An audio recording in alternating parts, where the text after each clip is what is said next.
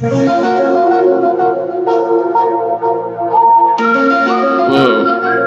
It's the X Factor. Yeah. It's time for us to get into the X-Files. Let's dip into our X-Files. Wait. And see what we can come up with. What are you talking about? The X-Files. We're getting into the X-Files. Oh, no, Mike. Oh, no. You've completely missed the memo. We're going to read into the X-Files. X-Files. Confused. No, I don't think it's so. not an X-Files episode. I know that. It's an X-Men's episode. Yeah, but where do you think I get all the information from? Oh, from your X-Files. Yeah. I believe it. Under X. We're ready to believe you. X-Files. Don't trust anyone. From the X-Files. X-Files. The truth is out there. It's one of those three. Agent Mulder Scully is on the case. Yeah. Moldy Sculder. Hey, everybody. It's Action Features. So we were trying to... Man, we're going crazy over here, but it's always okay. I can turn you down. It's always fine. I'll just back my mic up a little bit. So it's one of those episodes where we talk about a certain movie or a certain series, a certain thing, and it's just focusing on that. I wonder what it's about. I don't know. It's X-Men's. The X-Men's movies. The X-Men films. X-Men films. The X-Men film series.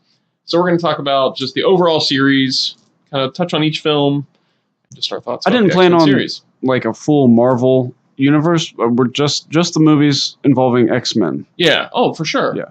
Well, I mean, they don't really cross over into anything else. Not really. Because it's Fox. Yeah. So they really can't. Well, at least not yet. I would say, like Deadpool's considered, but I'm not counting. It'll be very brief to talk about Leopold. Yeah. It's kind of two movies and they're the same flavor in both movies. So, it's a flavor. So when we were talking about this, we were like, have we already done an X-Men episode? Of course, we went to the Action Features expert, the source. I went to Blaze and I said, hey, have we done an X-Men episode? And he got very emphatic. He almost got angry right after that. He's like, you have done an X-Men episode. It's the lost episode. It's episode 34, and it doesn't work on any platform. You can't listen to episode 34. Wow. Yeah. It's like, I've only heard part of 34, because I guess I used to bring home the CDs, and he would listen to the CDs in the car or something. And he said, and I've never got the whole episode, so it doesn't work. And he is right. I went on... So why did they only listen to part of it on the CD? I guess because we were in the car. We listened to part of it in the car, and he was going to listen to the rest on his phone. And he never finished it because it never worked. So it doesn't work on actionfeatures.net, and it doesn't work on iTunes. But it was an episode of overall X-Men, and not just the film series. Yeah. We talked about the cartoon and toys and our 5 favorite X-Men. It was an overall X-Men episode. So this is more just focused on the movies. But either way, maybe it kind of makes up new to everybody. Kind of makes up for. You know what? I kind of love the fact that we have a lost episode. I do too. I'm going to find the episode. I'm going to find that CD. I know I've got it somewhere. All right. Where we used to put them, because that was back with the Dell days. Yeah. Where every episode was on a CD, on a hard copy. Yeah. Compact disc. Hard copy. So I'm going to try and find it, and I will fix that. I will hopefully put 34 back up. But if you want to hear some X-Men stuff, this is the episode for you. Right? It sure is. All right. You want to just jump right in? Is there anything else to talk about? Or just no, but I want to jump in, but I want to jump in pre-X-Men days. Do you remember the days before an X-Men movie was out? Oh, of course. Yeah. It was the first one was a big thing because up to that point, we had the Blade movies, which was like the first kind of getting back to a serious comic film. Up to that point, we had stuff besides like Batman. Steel. Well, post Batman Returns, we got into a very campy, schlocky, kind of garbagey time for comic films. I think we had Batman Forever, we had Batman and Robin, we had Steel, we had Meteor Man. Yeah. We had. Are you saying Steel wasn't a serious? Not so much. Not so much on Steel. Oh. And then we had the made-for-TV Marvel movies. I think up to that point, which were Generation X, Nick Fury. Those are both pretty awful. So it was, we got to Blade, and Blade kind of was a bit of a game changer, but it still wasn't like a mainstream comic character. So a lot of people went and saw Blade, and they didn't even have any idea that Blade was a comic. Whereas X-Men, you definitely knew that was a comic going into that movie, and it would then change everything. The first X-Men film. What about you? I remember reading articles in Hero Illustrated, and they had full articles discussing just the possibility of it happening, and it just seemed like this pipe dream. Yeah, it's talked about for a long time. I mean, because it was talked about for a long time, and both that and a Wolverine movie. Yeah, and it was like, I just remember thinking how cool it would be, but it just didn't seem like it was going to happen. Like, no, that's not going to happen. Yeah, it just seemed insurmountable to do. Yeah, X-Men as a movie. I don't remember specific details, but I have a vague recollection that anybody that may have been involved, was hopeful, but they didn't believe it either, and deals were falling through in Hollywood and all this stuff, and it was like, I can't imagine the day when that's going to happen. I mean, I remember Wizard doing almost positive it was an X-Men one. They used to do this thing where they'd do an article where it was like their dream cast for movies. I think that's one of the ones that I read. Yeah, and I'm pretty sure there was an X-Men one, and I want to say Patrick Stewart was. I'm sure their choice for Professor X. I remember reading it. He was number one. Obviously, him or Ben Kingsley at that time, but it was Patrick Stewart for sure. Everybody was like, "Well, that's Professor X." If we could ever have a Professor X, that would be it. So that one was kind of going into the movie. You knew that was what everybody hoped for, and when they said that Patrick Stewart was cast, it was like, okay, well, this is a step in the right direction. This may be a serious movie. This may be really happening. And I remember all the going back and forth about Wolverine, too. Like, I think Doug Ray Scott was originally Wolverine. And I think that Russell Crowe was in contention for it for a while there, too. Like, a lot of people were saying that Russell Crowe was going to be Wolverine. Doug Ray Scott was right up to the very, very last minute. And then Hugh Jackman was brought in after they had already started filming, and Hugh Jackman was brought in. I remember that, too, where everybody was talking about it and saying, this guy is not Wolverine. Yeah. He's way too tall. He's way too handsome. He's just not. This is going to be awful. This is going to be a train wreck.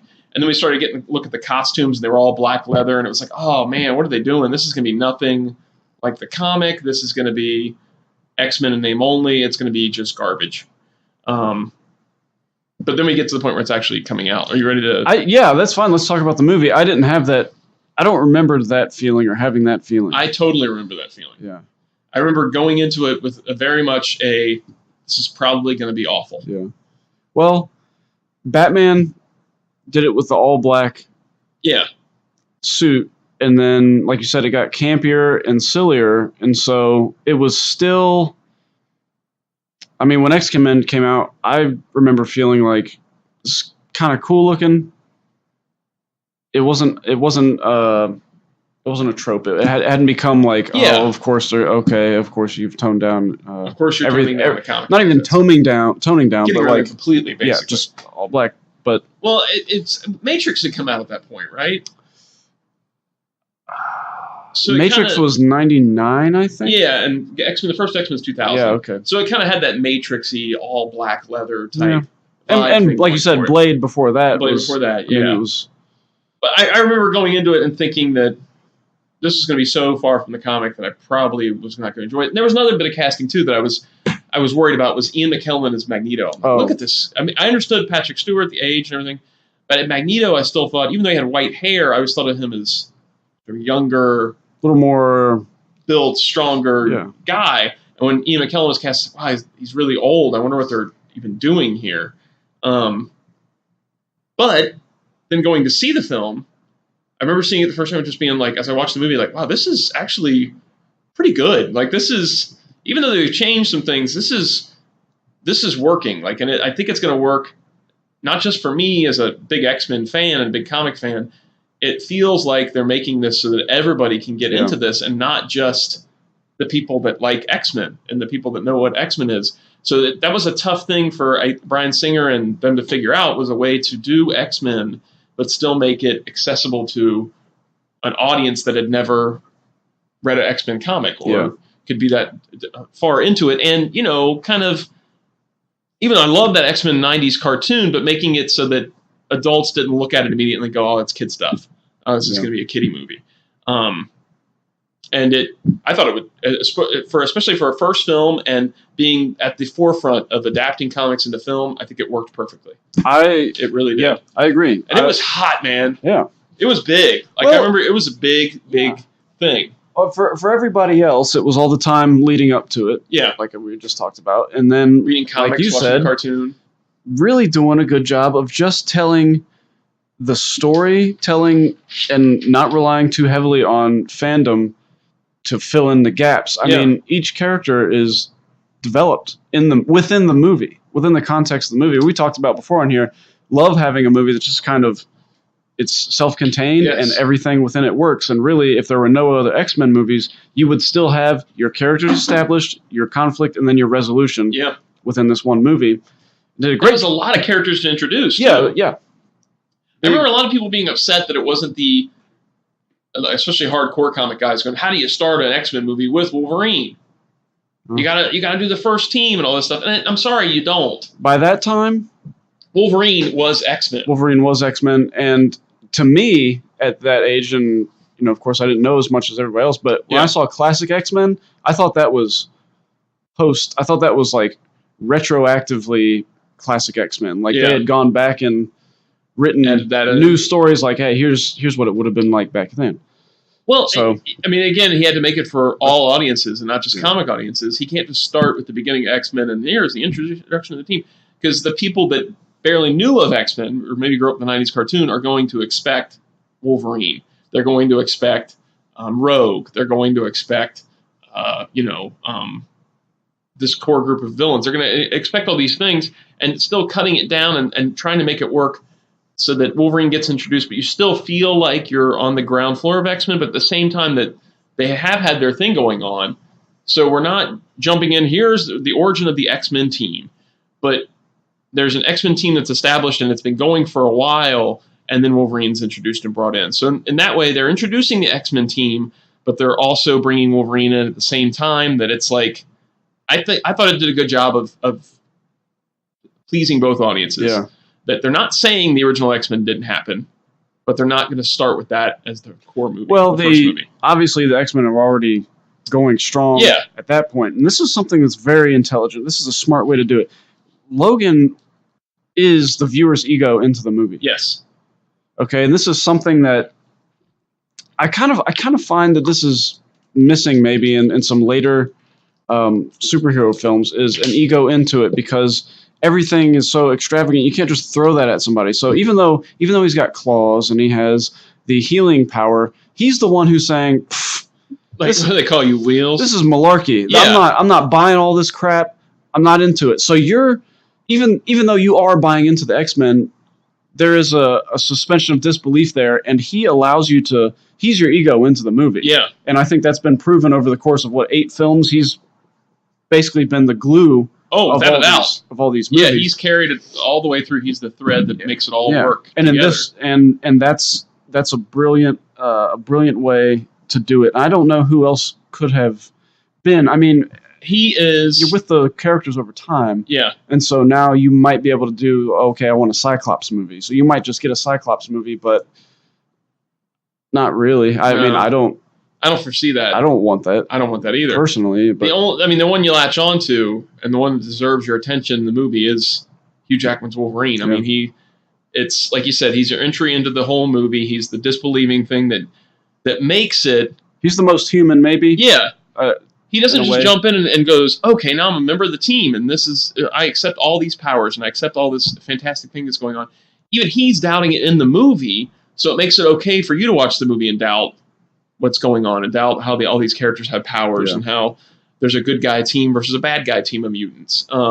So when there's a character in the movie that you're watching and he's having the same thoughts as you are, it makes you accept it more, because he's learning to accept it. His character arc is also maybe the most defined. It's great. Yeah. So for me, the things that work best in the first X-Men movie are the cast. Mm-hmm. Patrick Stewart, Hugh Jackman are perfection as Professor X and Wolverine. And even though I didn't really believe in it at the time, Ian McKellen's Magneto, I think, is really good. Yeah. Especially that opening sequence in Auschwitz with the whole, the Nazis, that I was on the edge of my seat. I remember watching that the first time and that whole scene playing out, and I'm like, man, this is taking this to a real serious level. Like, they're not playing around with this movie. It's not your paper-thin villains. They're making you care about this villain before he's even introduced, really. Right. So you're getting like an opening scene with him, and it's just, I think it's great. I think that it did a great job, like we already said, of exposing a worldwide audience to what comic books could be. They're not just kid stuff. This was more than what it's perceived as in most of the public. Those are the things that really worked best for me in the first X-Men. Yeah. I think maybe the plot is a little on the thin side in parts. Yeah. But it has so much to do in one film. That's it's not really most about in-depth plot of all time. Yeah. Is there something you want to throw in that really works for the film and for you? Not to beat on Wolverine, but one of my favorite scenes is still that bar scene, the opening. Oh, it's great. Bar when he scene. First pops the claws. Yeah, and then I really think that the movie was well cast all around. Yeah. Cyclops is cast really well. Yeah, and he doesn't get a lot to do, but he's great. Halle Berry as Storm is great casting. So yeah, I mean, we've got a lot of movies to cover. This is a great start. Yeah, I will say that there's a couple things that don't work for me, and it's not its fault now. There's some dodgy effects that don't work as well anymore, like the scenes on the Empire or on the Statue of Liberty. Yeah, that's a little rough, and I don't think a lot of the secondary villains worked. Sabretooth is a joke. I didn't care. He's awful. Much Toad's awful. Yeah. I guess that's just the two of them, but I think Mystique really worked and Magneto really works, and that makes sense that they carry those two forward and the other two are forgotten after this film because the other two were just kind of felt like they were thrown in just because we have to have. I thought Sabretooth was well cast. I like that guy as Sabretooth, but something about his look, it was kind of like... The look was bad and he was monosyllabic. It was just kind of like... Yeah. He's just like this big hulking dude, and there's not much more to his character. It doesn't seem like he's enjoying what he's doing. He's just kind of there. But yeah, it's a great start. Like you said, great start. Great start. I am a little bit... I do get a little bummed by the suits when I go back and look at it, because it is so... They're all the same in these black outfits. Yeah. I wish... I mean, there's little things on them that make them a little different between each character, but I understand. In the first one, there were those little nods. Like Wolverine had the stripes, stripe things on the side, but they were just like gold trim on the black. I don't even remember noticing them in the film. I had to look at pictures afterwards, but that's part's a little disappointing. But I understand why at that point why they had to do those things. Yeah, at that time, I don't know what it would. It is kind of what it would be. Interesting that right after this film we get the first Spider-Man, and they didn't shy away at all in that suit. They were like, "This is Spider-Man's suit, and this is what we're doing." True. But they'd already X-Men without X-Men laying the groundwork and people accepting comic films. I don't think the Spider-Man suit would have looked like that in Spider-Man. I will say that the way they established Logan to jump to, the yellow spandex, it would have been tough. Would have been a hard jump to make. I could maybe have bought everybody else. And he even makes a joke in the movie, I think, about the yellow spandex. Cyclops does it. Yeah, that would have been the only thing that I could, I do see. I understand. The reason why. I would have liked some variety in the suits. Yeah. Instead of just all. Although they did do, like Robin's suit in the other Batman movies, that was prior to that, and they muted the colors. It really worked well, I think. And it worked well. But anyway. All right, let's move on to the next one. You actually got a lot of movies to cover here. X-Men 2 comes out in 2003, 3 years later. And this is one of the top ones for me. For me too. I think is really up there. I think I like X2 better than the first one. I do for sure. Overall, because now we've established things, we can kind of jump right in. We can get a little bit further into certain characters. We get a lot more Wolverine origin type stuff in this one. Yes, which is nice. Yes. We get more of Magneto, which is great. We get more of Mystique, which is great. The opening sequence, man. The Nightcrawler? It's great. Nightcrawler. It's still, last time I saw it, it still works. Really well. I watched it recently. Really well. I remember watching this with my dad, and we were just like, dude, that Nightcrawler scene was amazing. I remember people going into the movie saying, you're really going to enjoy this Nightcrawler scene. I was blown away by it at the time because I didn't understand. And the effects still hold up. Yeah, I didn't understand. I was like, wow, what did it take to make that happen? Yeah, it was, and that set the stage for a lot of the other X films have like a big scene with one mutant where it's really extravagant, and you get a lot of stuff going on in one scene. That the choreography for it is just incredible.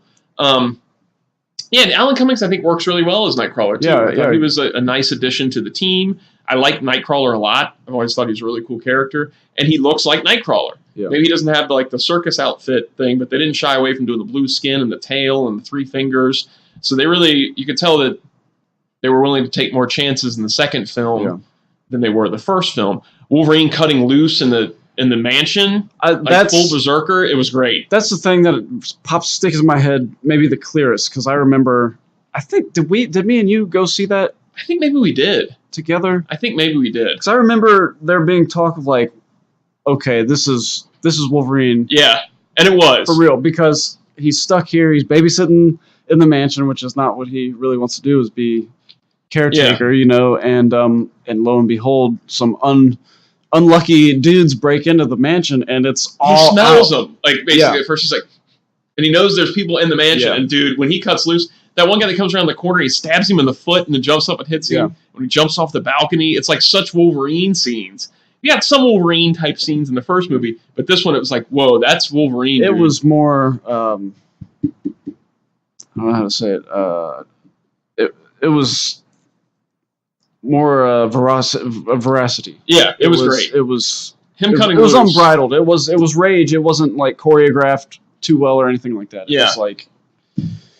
I like the introduction of new mutants too, like the kids in the school growing up and becoming X-Men, like Bobby, Iceman, sort of starting to move into being an X-Man character, and Rogue too, even though she's a student, kind of moving up there. I like that the mansion getting invaded. I like Wolverine with the kids on the run, like Wolverine with Rogue and Bobby. And there was Colossus too. It was our first look at Colossus. Yeah, well, Colossus was supposedly there's a character that's drawing in the first movie that's Colossus. We never see him armor up, but in the second movie. Yeah. You see Colossus, and man, that was a moment. I remember the audience cheering when he fully armored up, and when he's getting the kids out, and Wolverine's saying he's telling him to go with the kids, and he stops and says, "I can help you." Yeah, and him going, "No, you help the kids." And I remember the audience going, "Oh," you know, like they wanted more of Colossus doing his thing. But yeah, seeing the other characters get kind of introduced and brought up in there, the evolution of Pyro becoming from a student to then betraying them and joining the Brotherhood. Brian Cox as Stryker. Yeah. That was awesome. I thought the storyline was much stronger. Yeah. And there were several storylines that were being woven in and overlapped. Seeing Magneto kind of on the good side part of the time, that was really cool. And the Lady Deathstrike, she was awesome. I thought she was really a neat character. She doesn't say anything, but you can tell it's supposed to be Lady Deathstrike. Yeah. And that cool opposite number for Wolverine to fight at the end. And you throw in Mystique there, and you get kind of a Mission Impossible does this all the time, where you don't know if somebody's wearing a mask or not. Who's who? Yeah. And so all that works. I haven't watched that in a long time. X-Men 2 is really good. It really does hold up quite well. I think that the only thing that I feel maybe doesn't work quite as well in the movie is Jean's kind of turn to the Phoenix, like the Dark Phoenix thing. Yeah. It feels like it's kind of shoehorned into the movie, and we haven't had enough time with Jean yet to automatically start flipping into her becoming Dark Phoenix, and her death scene at the end, and the Phoenix bird and the lake afterwards. That's pretty much the only thing I see in the movie that I can go, maybe that was too quick. Yeah. Other than that, X-Men 2 is right at the top. X-Men 2 is great. I agree. And then there was X-Men: The Last Stand, and then there was X-Men Origins. Yeah, 2 in a row. I'll just get better stinkers. You know, I've never watched Last Stand all the way through. It's pretty awful. I watched the last 45 minutes of it. Maybe I caught, and it solidified that I did the right thing by not. It's just keep on. It's not. They've lost Bryan Singer, and when the Bryan Singer's direction, his vision for the movies. Well, he did the first movie. He didn't do the second movie. No, he did the first 2. Did he? Yeah, Bryan Singer did the first 2. I'm almost positive. Bryan Singer did the first 2. Oh. So when you got somebody's vision that's so clear on it, and then somebody else jumps in, and it felt like they really were just rushing to get out another X-Men movie. It seemed like it was cheaper. It did. The effects seemed cheaper. Cheap. Wolverine's hair looked like really poofy. Yeah, weird. like kind of like a everything just seemed more. And it didn't seem like the people understood the characters as much, because like Magneto, whose whole thing is protect the mutants, save the mutants, and he seems reluctant to have Rogue die in the first movie. He's almost sorry that he has to kill her. It's the only way to transfer power. In this movie, he's like, let the pawns go first, and let them all get hit by this cure and die. He's like, and that's why the pawns go first. Like, he doesn't even care that all these mutants are being taken out. We see the death of Charles Xavier, and it's kind of weak. We see Famke Janssen become Dark Phoenix, and even though she's doing a good job being Dark, it's also still just like, where did this come from? She's all of a sudden Dark Phoenix. You get the introduction to Juggernaut out of nowhere. He's just like in a prison, and they're like, hey, it's Juggernaut, join us. Okay, I'm Juggernaut, and I'm going to help you. And all these other mutants that are just kind of thrown in there. Became the infamous line, I'm the Juggernaut B. Yeah, when you take an internet meme, basically an internet joke video, and make it part of your movie, you've completely dated the movie. And it checked me out. The minute that line came up, I was like, oh, groan. That's just awful. I think that's one of the things that kept me from seeing it initially. But yeah, to throw that in there. Kitty Pryde was cool. The introduction to her was cool. I think Jackman is still doing a great job as Wolverine. He's doing his best he can with what they've given him. I liked Kelsey Grammer as Beast. Yeah. I thought that worked. I liked that. And he's actually in makeup as Beast, which I thought was needed. Not just a voice, it's him doing the character. I liked the Danger Room sequence with the Sentinel head. I thought that was a cool little Easter egg. I remember seeing that, and that was, I think, that was kind of neat little thing. But other than that, it's a very forgettable movie. It does things to the franchise that didn't need to be done, with the death of Professor X and the death of Jean, and where it leaves everybody. Magneto powerless, except for the little tag at the end where he's really not powerless. Just kind of, who needs it? And then we follow that right up with X-Men Origins Wolverine. Yeah. Which I think is better than X-Men 3. Yeah, probably.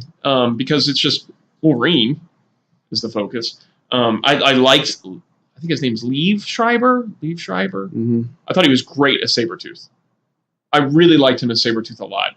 I think that is Sabretooth. Is that the guy? Maybe that's the guy I'm thinking of from the first movie. He's two different guys. Currently Wolverine? Sabretooth, I mean. He only played him one time. Yeah, this guy, he's the guy that I think That's what you're thinking of? Yeah, he's great Sabretooth. Yeah, he was only Sabretooth in X-Men Origins Wolverine. Well, who the heck was in the first movie? Tyler Mane or something like that. He's very forgettable. That's why I was kind of surprised that you said I like him, that guy, and I'm like, what the hell has he been in? Maybe like Taylor Dane. Yeah, Taylor Dane is what you're thinking of. Okay. Taylor Mane is a drummer, apparently. Yeah, I thought he was really, really good as Sabretooth. Really good. I liked Ryan Reynolds getting to be Wade Wilson in the movie, and when he's Wade at the beginning, it's solid. He's being Deadpool without being Deadpool yet. But the storyline itself was a little weak, and the effects are really bad. I remember the effects being... They're really, really bad. I saw... I originally only saw it on a bootleg. And I did the same. And all of the effects watched the same bootleg. Okay, we're not finished yet, so everything was kind of boxed in. Yeah. And I thought, okay. And they also had placer music put in, so it was music from some other movie, I think Casino Royale maybe.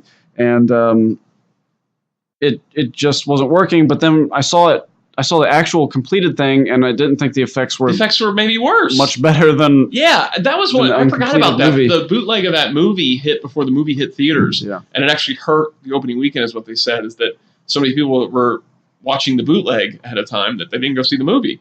And I don't think that really would have affected it much, because there's a scene where he pops the claws in the old people's bathroom, and their claws are so badly CGI. Like, I didn't even understand why they were CGI. Okay, he could have just had those practical claws on, but they scream cartoon. Like, you watch the scene and it's like, wow, that is awful. They're kind of floating a little bit. Yeah, and the whole sequence with him and the truck, like the tank or whatever, and cutting it on the motorcycle and then being launched and like landing on the helicopter, it was just really bad, like really awful effects. All the best moments in that movie are the low key moments. He's like him and Silver Fox. Was it him and Gambit? Gambit was actually not bad in the movie. And was it him or who's he fighting with? And he says, "You can't stop me" or whatever. And he's like, "Maybe I'll try cutting your head off and see how that works." That was Sabretooth. He said that too. I thought it was a cool line, and that was a great part. And there were great moments like that. In Sabretooth. The whole opening sequence where it shows them through different time periods. Yes. Like the opening sequence with him, the origin of Wolverine where he's the kid and it's a long time ago. That was all cool. I forgot about that. Was that did they do something similar in the following Wolverine movie? Or in the following Wolverine movie, they have a whole sequence that's in World War II. Okay, that's what I'm thinking of. I like both sequences. Yeah. I like both of those. But them throughout time was great. Revolutionary War, World War I, World War II, and you see Sabretooth getting more and more into the fighting and the killing and stuff, where he's really just enjoying it, and ending on the Vietnam War and how like Logan's starting looking at him like he's losing it, like he's way too into this. That all worked really well, I thought. But then you get the whole awful Deadpool thing at the end. And the Blob. The Blob sequence was really rough. And Will.i.am is this weird teleporter guy. It's just, there's enough in there that makes it just kind of go, eh. There's some great stuff at the beginning, and then it just kind of just trails off. I guess the biggest thing is, like, it's not the Wolverine movie that we are all kind of hoping for. And totally. It suffered then from what a lot of them suffer from now is this is about this character, not about all the peripheral characters, and yet you're just trying to squeeze so many characters in there. You didn't need Blob, and you really didn't need Gambit. I thought Gambit was actually not bad in the film, though. The guy didn't do a bad job as Gambit. But yeah, it's just squeezing something else. And then the whole mutants that were at the facility, you had Cyclops thrown in there, and you had what appeared to be either White Queen or Husk. I can't remember for sure who they were calling that. And then Professor X showing up at the end, like a de-aged Patrick Stewart. Again, they de-aged him. They de-aged him in X-Men 3, and it looked awful. And then they de-aged him again for this one, and it was like, it looks a little bit better, but still, it's just not something you need. You don't need to have all this stuff tied in together. And the biggest thing for me, too, is the adamantium bullet at the end, shooting him in the head, and the bullet gets inside and erases his memories. He would always have this hole in the middle of his adamantium skull that the things he's gone through would have broken that piece of skull and his brains would spill out. And they never noticed that there's this adamantium chunk missing in his head or something. I thought that was just bad. Just bad. I don't even remember that. Yeah, that was bad. Okay, so let's get on to X-Men First Class. That comes out in 2011 and is kind of a soft reboot of the franchise. Yeah. And again, this one was one where I was going into it going, I don't know if this is going to work. And they said it was set during the 60s. I got a little more interested. And I went and saw it, and it was one of my favorites. I really thoroughly enjoyed First Class. And my wife, when we went and saw it, she was like, this is maybe my favorite. I really like this one a lot. And rewatching it again, I still like it a lot. It's the 60s setting works great. Yeah. I really like the actors they've cast as young Professor X and young Magneto. It isn't erasing the other movies. It's not saying they didn't happen. That's what I like about it. You're talking about being kind of a soft reboot, which it was. Oh, excuse me. But it also is just a sequel. I mean, it works totally with the other movies. You don't have to throw anything out. You don't. As a matter of fact, you get Hugh Jackman again making a cameo as Wolverine with a little hint of things to come. And you get an almost direct copy of the opening sequence to X-Men in the beginning with the whole Auschwitz thing. It's different actors, but you get that whole sequence again, and you find out what happens after. And you get introduced to Kevin Bacon as an awesome Sebastian Shaw. I mean, he is evil, and he is loving being evil in the movie. Who doesn't love Bacon? Dude, he is great in this movie. He is so good in this movie. Like, every time he's on the screen, I'm like, man, I'm really enjoying this. Like, every time he's on, you get the introduction of Magneto's helmet and where it came from, and him having it first. Yeah, Michael Fassbender. He was great. Is fantastic. He is great in the movie. That sequence in the bar, I think it made it into our top 5 comic film moments. With him in the bar and the two guys that were part of the group that killed his family, and him introducing himself and saying that the name was taken by pig farmers and tailors, like pointing to these guys, and that you can cut the tension with a knife. It's so great. Yeah. And him introducing himself as Frankenstein's monster. I still get chills even thinking about that scene because it's so great. Yeah. I think that maybe, like with this movie, with X-Men 2, there's very little to complain about for me. I think that the only thing I didn't like in the movie, and I still don't like in the movie, is January Jones as Emma Frost. Yes. She's awful. Yes. That's she is awful. That stood out to me when I watched it as probably the worst thing about it. Why is it so wooden? I've watched Mad Men. She's so wooden. She seems fine in Mad Men. In I this, go back it was and look like at her in Mad Men though, and she's supposed to be this put on a fake front. I almost feel like that's how she just acts. I almost feel like Mad Men was popular, so they tried to put her into this thing, and that's not. She's not this.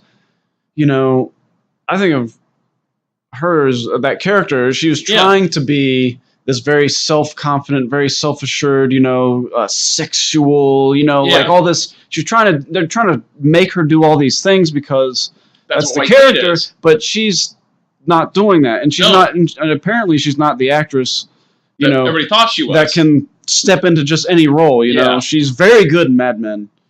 But it's the same character, it feels like, in Mad Men. It seems very stunted in that movie. It feels like awful. Not the line delivery is awful. It's almost like she was in, they were filming, it's like we're this is it. We're doing it. She's a hot actress right now. Best that there was. It was like, okay, well, that's the best we're going to get out of her. Yeah. That's the take that's in the movie. Yeah. And man, there are some really bad line readings from her. I mean, just really awful. The best moments are when she's in her crystal form, because at least you're not like getting this fake acting from her, it feels like. In my head, as I'm replaying it, it's almost like she was trying to look for the X on the floor. Yeah. Where, like, to find her cues and where she's supposed to stand. And it just seemed like she was very uncomfortable is what it felt like. Yeah, it did not work at all. It's really, really bizarre, and otherwise, like you said, pretty good movie. One minor quibble that I had was Magneto's helmet looks like it's just too big for him, if I remember correctly. I liked it. I really liked it. Like when Sebastian Shaw's wearing it, it looks really cool. Yeah. And when he has it, I think it looks cool, man, with those like flared out edges on it and stuff. I love that. It looks like it's sitting really low on his head, though. I don't know, man. Like, I really love it. Like, I found Dad's helmet. Well, it's not his helmet to begin with, so... Well, you fudge that with movie magic by giving him a helmet that fits, so he looks cool. Maybe at the same time, it kind of works because he's using somebody else's helmet. He's supposed to look cool. But it doesn't become somebody else. It doesn't morph to his head in the later movies, because in the... It changes, though. It's a different look to the helmet. Right. Yeah. So maybe he does morph it with his metal powers. Maybe he uses metal powers to morph it. Metal powers. The thing other than January Jones, maybe some of the newer mutants that are introduced in the movie on both the hero side and the villain side. That was my other quibble that I had. Forgettable. Was all of that going on and having some of the dialogue between the younger students at the school. I was like, I really just wanted to get back to the other Magneto and Professor X and all that stuff. Really well. Man, there's some character moments between the two of them. Yeah. Like when he's making him move the satellite dish and he's reaching into his mind and they're both like tearing up. It's like, man, there's a lot of emotion in this scene in this comic book. Using his force powers. Using his force brain. His force brain. So X-Men First Class is, so far, X-Men First Class and X-Men 2, right up there, out of the ones we've listed so far. So then we move on to the Wolverine. I thought it was pretty good. It's pretty good. It's taken me a long time to watch it. Yeah. I've just recently watched it all the way through for the first time. I don't know, the first time I tried to watch it, I was just like, I'm just not into this. Like, the beginning is not hooking me in, and I'm just not feeling it. Once I actually sat down and watched it recently, I'm like, okay, this was pretty good. Like, it's taking the broken pieces of X-Men 3 and trying to make it work and how it would have affected the Wolverine character moving forward. I like the Wolverine that's his healing factor is not working well in the movie that they introduced in this, where the Viper character has made him kind of taken away his healing powers. Villains are kind of weak. Villains are weak. I felt especially that the ending. This was closer to what I wanted from a Wolverine solo movie because it was more just this was really focused on him. But yeah, the villains and I think the Silver Samurai is the weakest part of the movie. The Silver Samurai robot at the end was awful. Why they needed to make it a robot? I guess at this point we have so much Iron Man stuff in cinema, in the Marvel Cinematic Universe, that they were trying to maybe do that kind of thing. And I would have much rather just seen a guy in the Silver Samurai armor. Well, it seemed like, there was a lot of that going on. Well, this was not too long ago.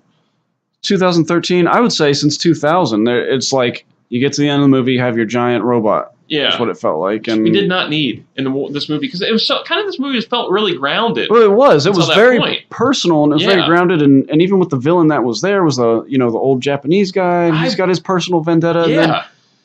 Yeah. And then to take it all of a sudden to a video game level. I mean, it's like a video game. It was very strange. I like the whole Japan setting and it's great. Taking off the original Wolverine miniseries by Claremont and Miller. Yeah. I thought that was really cool. There's a whole sequence where Wolverine's going through the town. They keep shooting him with arrows. I thought, man, that's great. Yeah. He has to fight all those ninjas. Yeah. And him and Mariko, like the relationship as they're, growing to love each other. And I thought that was all really good. And then it's just kind of, you get that Silver Samurai at the end. And it just, man, it checked me out completely. Yeah. It feels like they didn't know what are we going to do here? What are we going to wrap this? What's going to... It's almost like they had a decent movie. Maybe something else was in it, and they did a test screening, and people said, "Where's the Where's the big conflict at the end? Shouldn't he fight a giant robot? Wait a second. I saw Iron Man. I didn't see him face a giant robot yet. Yeah, it's a shame because really it does hold up really well until that end. Yeah. Okay, so let me move on to X-Men Days of Future Past in 2014. And this now is right up there with the First Class and X-Men 2. I completely agree. This is the one I watched. I rewatched this one. It's great. Recently, and it's great. It's really good. Bryan Singer's return to the franchise as a director, and it shows, man. Yes, exactly. And also, once again, feels a little bit more like pieces of the Wolverine movie that I still didn't feel like I had gotten. Even though the last Wolverine movie was pretty good, this one is like, it's very specific. It's about Logan. Once again, he's your ego into the movie, and you're going back in time. I love the 70s setting. It's great. I love that he's got the bone claws again. He's kind of forgotten what that. Yeah, what that feels like. He's used to having adamantium at this point. And the downsides of it. He goes to cut something at one point, I think, and it doesn't. Yeah, he goes to attack the Sentinel, and it doesn't. Right, and because in his body, he's still in his mind. Yeah. He's still the Wolverine with the claws that he's had for years, so he's still reacting and using them as if they're metal. And man, we talked about this in here after I rewatched it. It seemed like almost an impossible task to make it all work, to make the future X-Men and reintroducing the old cast, which was amazing. Yes. In the whole future sequence, and then take them back to the past and use that whole storyline to then fix the whole timeline. Yeah. So that X-Men 3 is now erased, and you get back to what it should be in the future. And using your First Class cast. Yeah. So you have, once again, the continuity. You have incredible. An entire series, an entire franchise, merging what we just called a soft reboot with the original cast, giving it so much credibility. So it's not like, oh, this franchise got rebooted, now we don't know where it's going. Yeah. No, it all ties in. Here's together. How we all put it together. So now all the movies work together. And it's so great for people, those original 3 movies, who then were kind of like, well, my cast is over. That's it. To then go, oh, no, your cast isn't over. We still got one more movie with them. And it can be just their movie. Yeah. You can just watch it as a sequel to X-Men, the first 2 X-Men, and it could feel just like a time jump to the past, or it works as a sequel to First Class. That is absolutely true. It's incredible. You wouldn't even have to see First Class. You wouldn't have to. For it to work. You get everything you need to say, okay, well, we're going back in time, and we're going to see them when they're younger and try and pull it all together and make it all work. And I also like how it almost feels like the actors McAvoy and Fassbender kind of sort of changed the way they were playing them from First Class just a little bit, enough to make it seem like they're connected, since they're going to be in the same movie now as these other actors that are playing the same characters. Just incredible, man. And the story works. And on top of that, it's a great story. The story is intriguing. That's like, with some of these movies, I can very much enjoy the visuals, I enjoy the character stuff, but whatever else has happened is secondary. This one has a good, engaging story, and you are wondering what's going to happen. Yeah. And there's so much personal struggle going on with these characters. I mean, with Mystique, I was not a big fan of Jennifer Lawrence as Mystique in First Class. It was just kind of jarring after Rebecca Romijn Stamos, and was she Stamos still? She was still at that point, I think. Okay, so and I don't remember.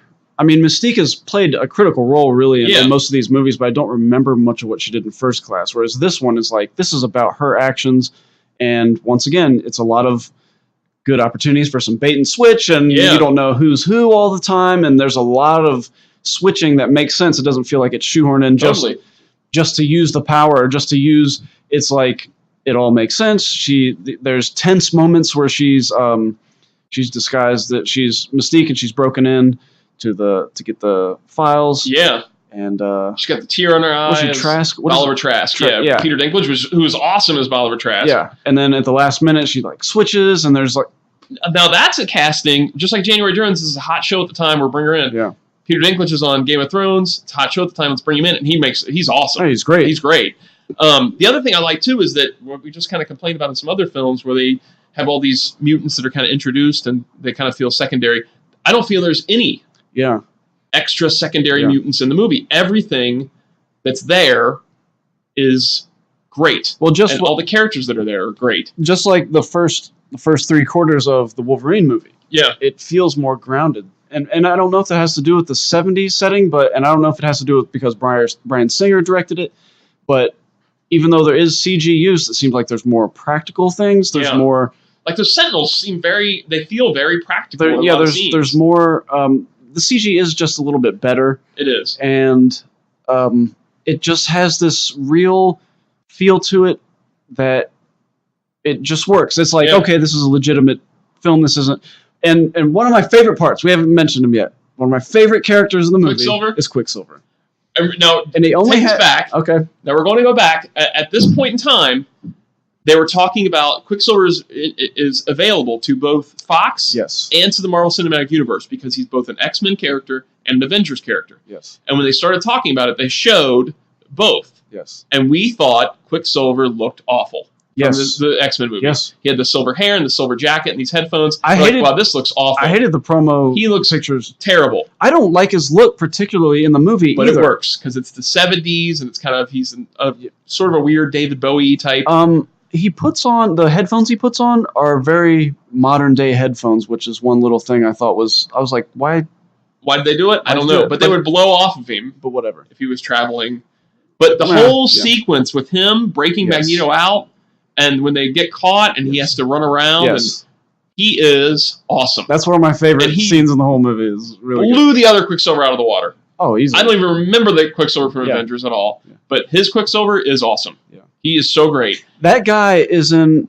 Evan Peters? Yeah, he's in a movie called Never Back Down, which was a high school MMA Karate Kid type movie that is sort of a guilty pleasure of mine, but he just has a certain charisma that works. I was going to say the same. And I was thinking about this afterwards with, and I don't want to crap on anything, but I think about fast characters and what they were trying to do with Ezra Miller's Flash is this. Yeah. This is what they were trying to do, where he's a little bit of a smart aleck. It doesn't work kind of funny, but it's really reined in, and I think it's because that actor, for one, has a really good feel for when he's sort of crossing a line and when to rein it in and pull it back. And he really just feels like this is a normal teenager. Mm-hmm. This is what a teenager who has this kind of ability would really be like.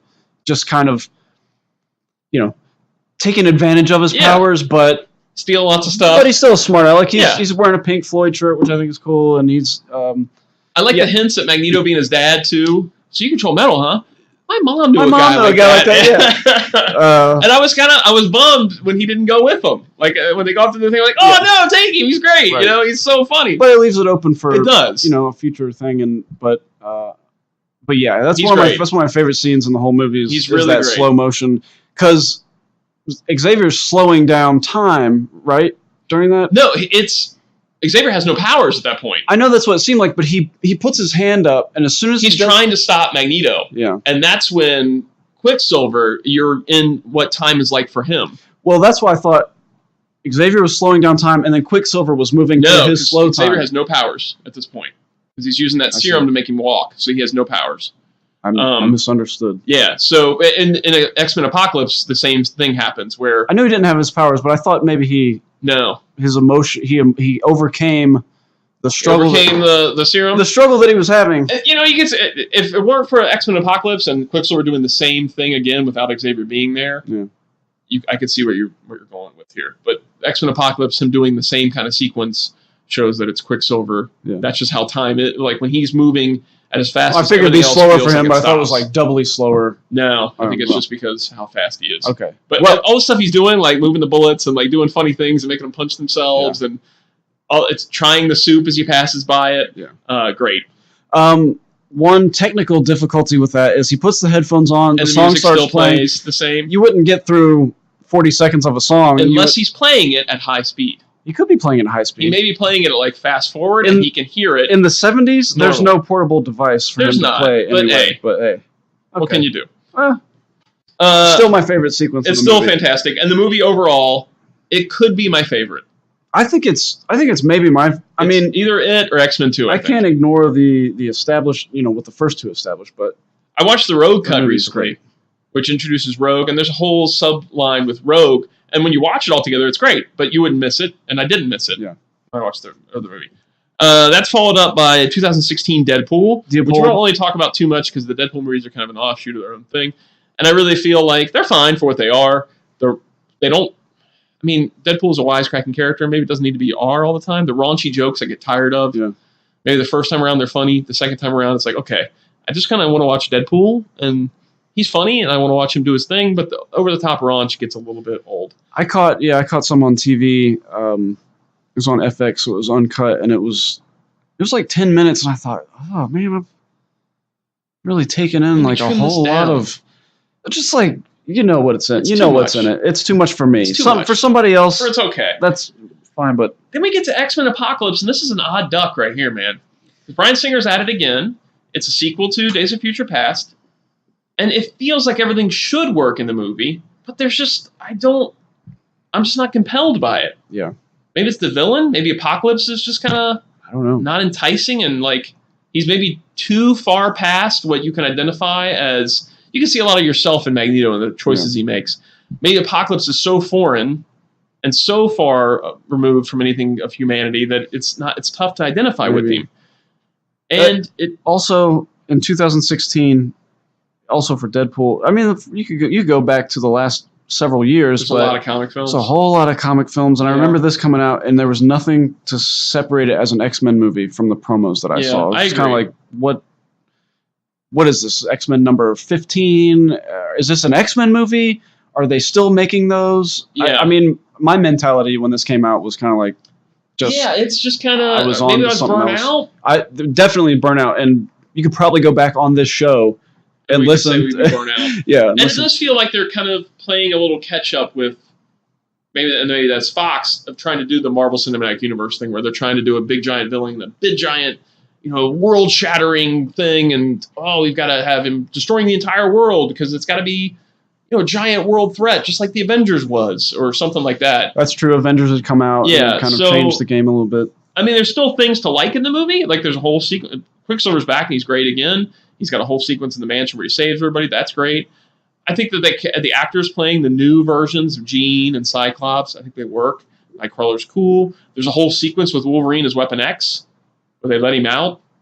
He's in the Weapon X gear with like the helmet and everything, and that was really cool. I didn't see that. Oh yeah, he's Weapon X in it. Oh, that's cool. Because they're in a compound and they hear something inside this thing, and they're like, it sounds like there's an animal in there. And Jean's reading it, and she's like, no, there's a man, and they've taken something from him. Maybe I'll just look up. You can just watch that sequence because they let him loose, and he's got on the full Weapon X gear. He's got on like a helmet thing. He's got all the wires and gear hanging from his belt. Hey, I've got an idea for a character. What? Night Kramer. Night Kramer. He has to study. He studies for tests. But yeah, it feels kind of forgettable after Days of Future Past, and you're coming off of Days of Future Past, which, as we just said, is one of the best. I say that's a high mark. So it's tough to follow that up. Then you get into Logan, which is absolutely fantastic.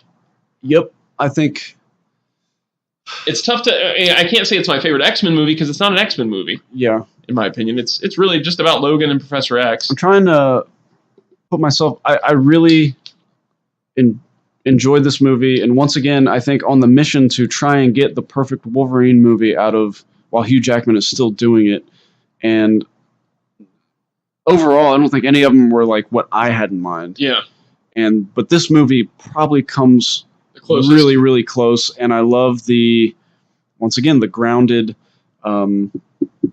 Unforgiven type feel to it. Although there were times where it kind of jumped out of that, and there was some, at the end they have to have all the mutant kids overcoming, which I get it. I get that, but it seems like in this movie, once again, like there has to be a climax. I understand that, but once again, it's introducing more mutants, and all their powers just seem kind of vague. Like, what is he going to do? Oh, well, just what the guy's lying in grass, and so grass comes up, and I agree. That's the one minor complaint I have about the movie. And it's a minor complaint. It didn't keep me from enjoying the film at all. It had a very and the emotional impact. Oh my gosh! The end was very. I was in tears, man. It was because you have the character and everything that he's gone through, but also knowing that it was Hugh Jackman's last outing. That's his swan song for the character. And the same with Patrick Stewart. To know that they've been with these characters for 17 years, and you've watched and been with these characters for 17 years. Especially, for us, there's a lot of people that are younger than us that are getting into X-Men movies with X-Men First Class or whatever.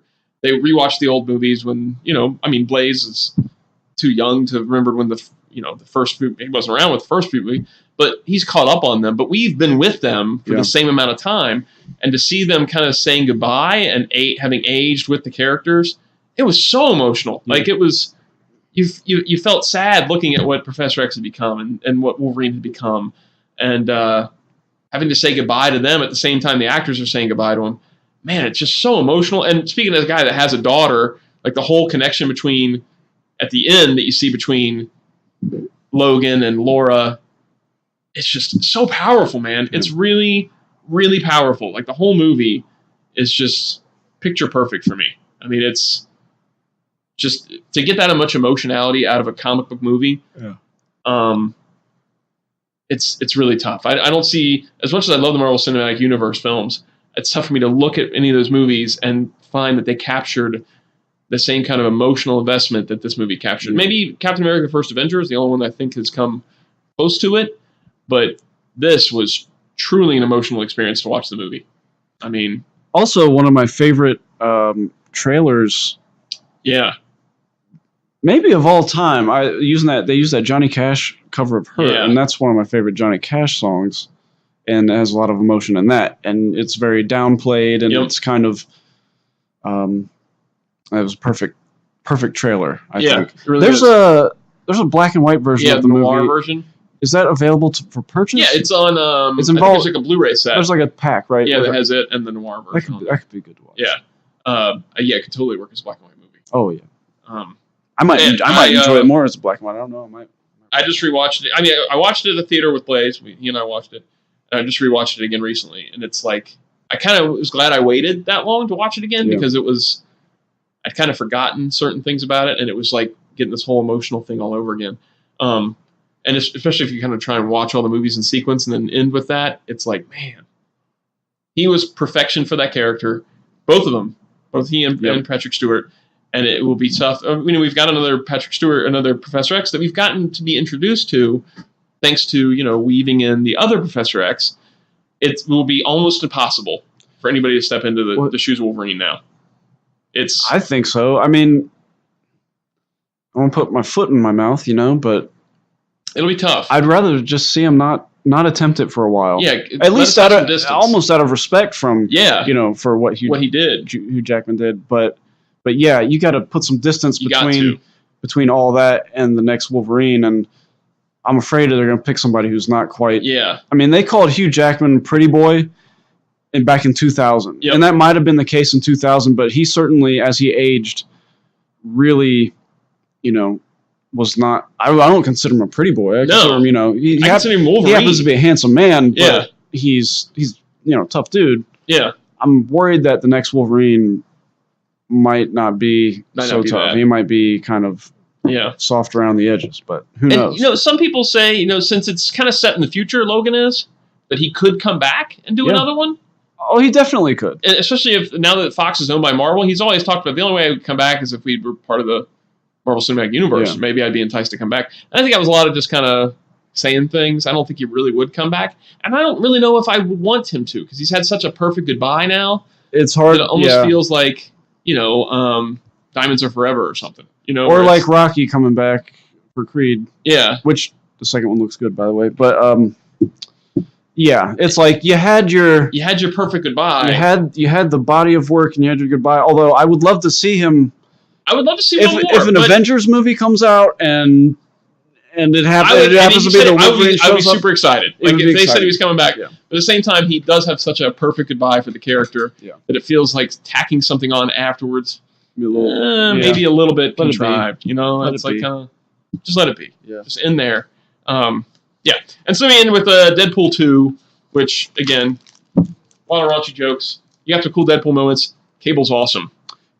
Cable is what I want to say. I could just watch the Cable. I'll let you borrow the DVD if you'd like. I just watched the Cable movie. Cable is awesome. Yeah. I love the casting for it. I love the way he looks in that. Yeah. The only thing that kept me from seeing it was that it was a Deadpool movie. Well, they're bringing out a PG-13 cut in December. Really? Yeah, and it's gonna be Deadpool telling this story, and the way that the shot looked, it was Fred Savage, like Princess Bride. Yeah. Him in bed, and Deadpool telling him the story. That's kind of funny. And they're gonna clean it up to make it PG-13. And as I watched the movie, I'm like, okay, there isn't as much essential raunch in the movie that I feel like you could pull the stuff out. It's almost like they made it like that to make it so that they could do a cut that was more all ages. And especially now that Marvel owns, or Disney owns Fox, they probably want to keep Deadpool, and this may be their way of introducing a more PG-13 version of Deadpool that can be weaved in, because I'm sure they're not going to jettison Ryan Reynolds' Deadpool. Yeah. They're going to want to keep doing stuff with that because it's a huge hit. This may be a way of introducing a PG-13 version and seeing if it still works as well as the R-rated version works with audiences. And I'm looking forward to taking the boys to see it because they both love Deadpool, but I mean they're super raunchy movies, so they're not watching those yet. But a PG-13 version, I'll take them too. Indeed. And that's it. That's all of them. And then we have Dark Phoenix coming up. We have New Mutants coming up. They've done the trailers for both of those. New Mutants keeps getting pushed back. Dark Phoenix got pushed back again. And it's almost like they're just kind of trying to figure out what to do with these two films that are basically completed. Now, especially that Marvel owns it. Oh. It's almost like, what do we do? Do we just put them out? Oh, which is kind of a bummer. They're completed and they're getting pushed back? Yeah. Especially with Dark Phoenix, especially in rewatching the stuff, I am interested to see where the storyline for these characters go, and it would be a shame to just know that it's over. Is Famke Janssen? No, it's Sophie Turner from Days of Future. Oh, okay. From First Class, or Apocalypse. Days of Future First Class. So it's the X-Men Apocalypse characters carrying forward into Dark Phoenix. I see. I will say there's another thing that I wanted to complain about. Is the First Class is set in 63, Days of Future Past is 73, Apocalypse is 83. So 20 years have passed between Apocalypse and First Class, and those characters do not look 20 years older. Hey, they're mutants. It's tough. They're mutants. Especially guys like Havoc, where he looks exactly the same. Yeah. And now we're going to be set in 93, I think, in Dark Phoenix. They're going to be jumped 10 more years, and they're going to look exactly the same. That's a little tough to take sometimes. I almost wish, you really don't even need to keep doing another decade each time. Maybe you don't have to do it. You don't have to do it. But minor complaint. All right. So that's it. That's all the X-Men movies. We talked about all of them. We talked about all of them. You like an X-Men movie? Yeah, I like them. I'm talking to them. Hey. Oh. You guys like an X-Men movie? Why don't you get to facebook.com/actionfeatures and talk about an X-Men movie? We'll post the episode. You'll talk about it. This has made me want to go back and watch a couple of these. It is fun to go back and watch them. It is. Yeah. If you want to borrow them, I'll let you borrow them. I got them. I'll pick them up. I think I have the first two at home, and I have Days of Future Past, which Eric Meador sent me a copy of. Thanks, buddy. And I'd like to pick up First Class again. Maybe I have Wolverine at home, but I want to watch the first two again. I think Amy can actually enjoy those because she likes Stranger Things, so she likes people using powers, and they really made it work for, like we said, all audiences. Yeah. My wife really likes the X-Men movies. Like that's one of the only comic film to put yourself series that she's kind of stuck with and been like, yeah, I can watch X-Men movies. So all right, that's it for this one. We'll see you guys next time. Oh, no music. Don't need it. Don't need it. I'll